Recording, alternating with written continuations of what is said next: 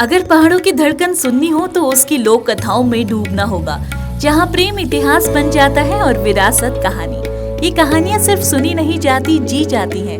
पहलाक प्रणाम दगड़ियों, आपका स्वागत है उत्तराखंड सीरीज पार्ट 16 में। बढ़ते हैं इस सीरीज की ओर। क्या आपने कभी ऐसी प्रेम कहानी सुनी है जहाँ एक राजा अपने राज्य, राजपाट और ताज तख्त सब छोड़कर एक साधारण शौका कन्या के प्यार में जोगी बन जाए?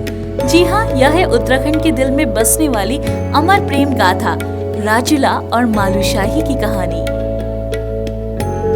उन दिनों कुमाऊं के कत्यूरी राजवंश का शासन था।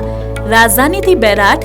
राजा दुलाशा, धन शक्ति सब था उसके पास, बस संतान का सुख नहीं था। इसी उम्मीद से वे पहुँचे बागेश्वर, जहाँ संतान की मन्नत लेकर आए थे भोट देश के व्यापारी सुनपत और गांगुली। और यहीं इन दोनों की मुलाकात हुई और यहीं पर एक वादा भी हुआ, अगर लड़का लड़की हुई तो उनका विवाह एक दूसरे से होगा। ईश्वर की कृपा से राजा को पुत्र मिला मालूशाही और सुनपत के घर जन्मी रूपवंती राजुला।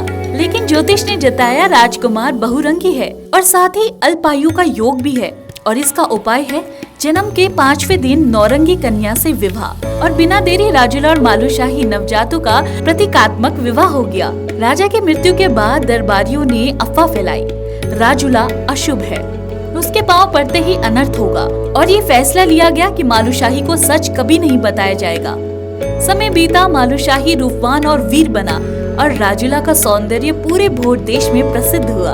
इतनी दूरी के बावजूद दोनों ने एक ही रात एक दूसरे को सपने में देखा। प्रेम जाग चुका था। हुन देश का राजा राजुला से विवाह चाहता था और साथ ही धमकी दी, नहीं मिलोगे तो देश उजाड़ दूंगा। राजुला ने विद्रोह किया, रातों रात निकल पड़ी बैराठ की ओर।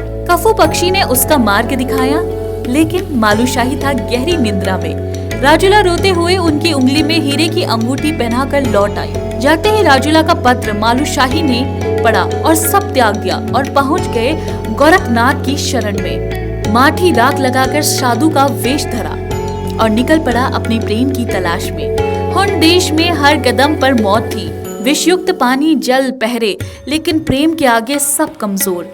और फिर क्या, वहीं जोगी के रूप में वह राजुला के सामने पहुंचा। और कहते हैं जब राजुला और मालूशाही की नजरें मिली तो पहाड़ भी थम गए।